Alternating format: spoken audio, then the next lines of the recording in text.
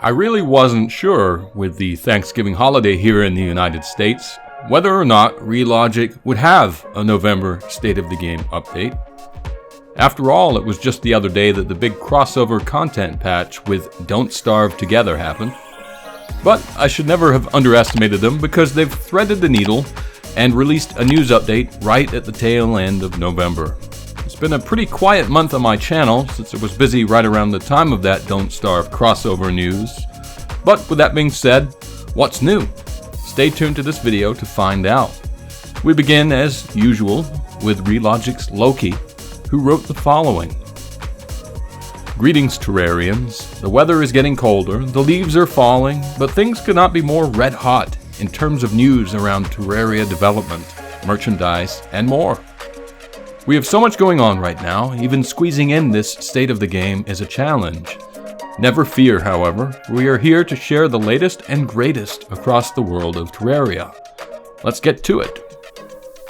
We begin as always with the PC edition of Terraria. As you might expect, the talk of the town this month is that huge crossover content patch with the popular indie game Don't Starve Together. Certainly before it was announced, it's not what I would have expected, but that's part of its charm, right? Regarding this, Relogic writes, in case you missed the big launch last week, we just released the second major crossover update in the history of Terraria. This time with the long-running hit indie survival game, Don't Starve Together. Lots of fun new Don't Starve Together related content for players to explore here, including the terrifying Deerclops boss, a handful of new items, and a brand new world seed that brings Don't Starve Together gameplay elements into the world of Terraria. Check it out and let us know what you think. Now there's a video on that particular update that they included in this State of the Game post. The video is just under 2 minutes in length, and I'll link to it in the video description below if you'd like to check it out. In other PC edition news, they write, it is that time of year again, loyal Terrarians. We come to you to humbly ask for your support towards nominating Terraria for the Labor of Love Steam Award. The game we all love so much has had the distinction of being nominated several times, but never quite pulling down that elusive win. Let's make 2021, the 10th anniversary of the game, 10 years of updates, 10 years of amazing fun with family and friends, be the year that the Terraria community brings home the prize. To support Terraria for this award, please click the image above to submit your nominations. Oh, and Terraria is half off during the autumn sale.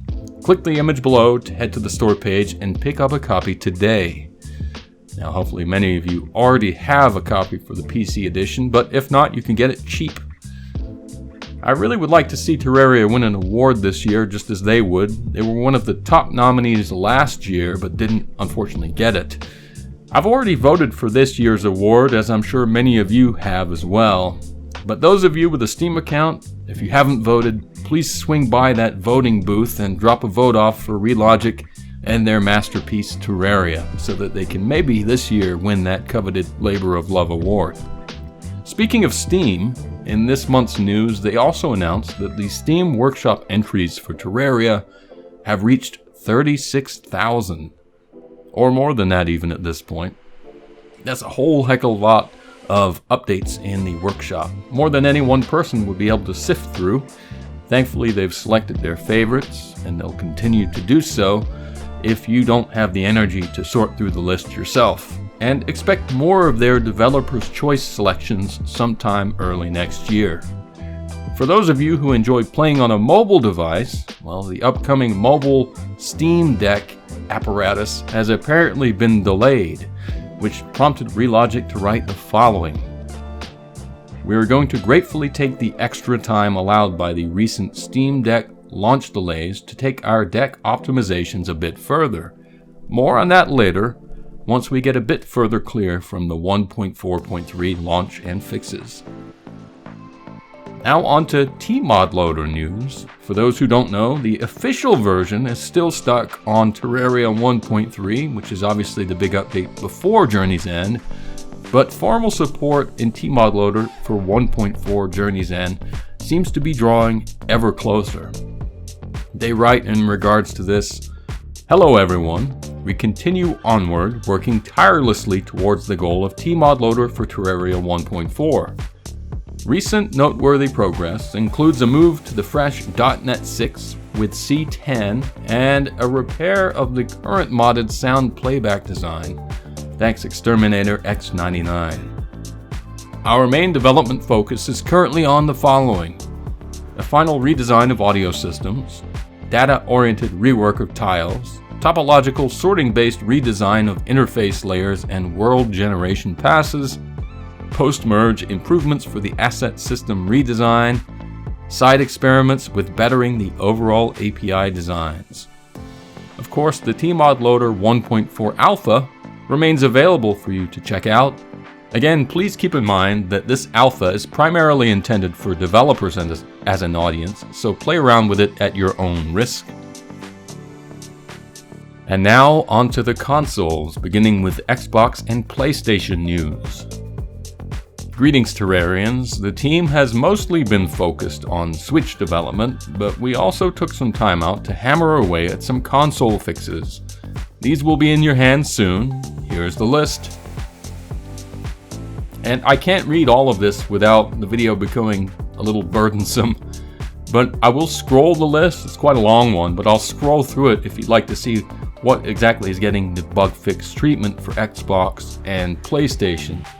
And of course the official State of the Game post, which includes all of this information, will be linked below for your reading enjoyment if you're playing on Xbox or PlayStation.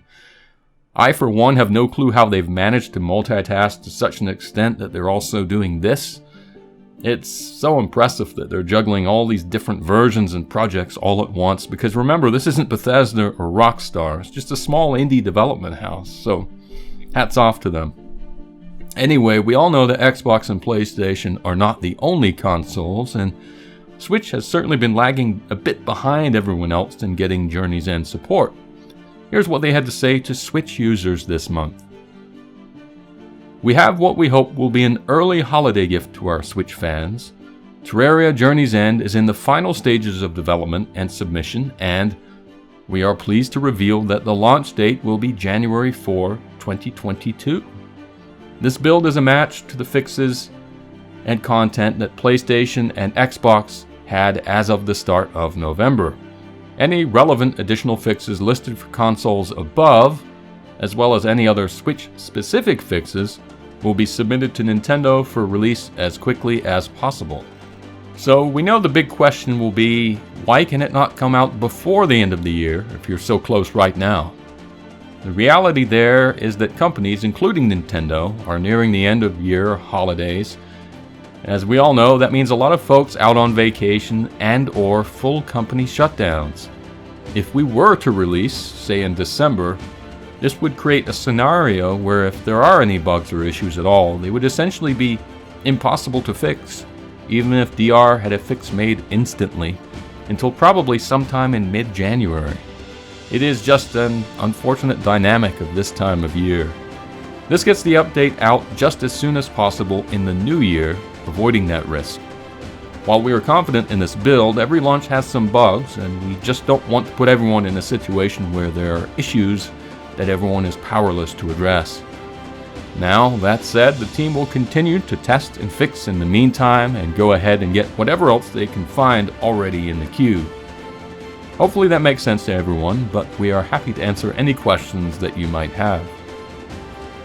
Well, quite a sneaky way to announce such a big update for Terrarians on the Switch.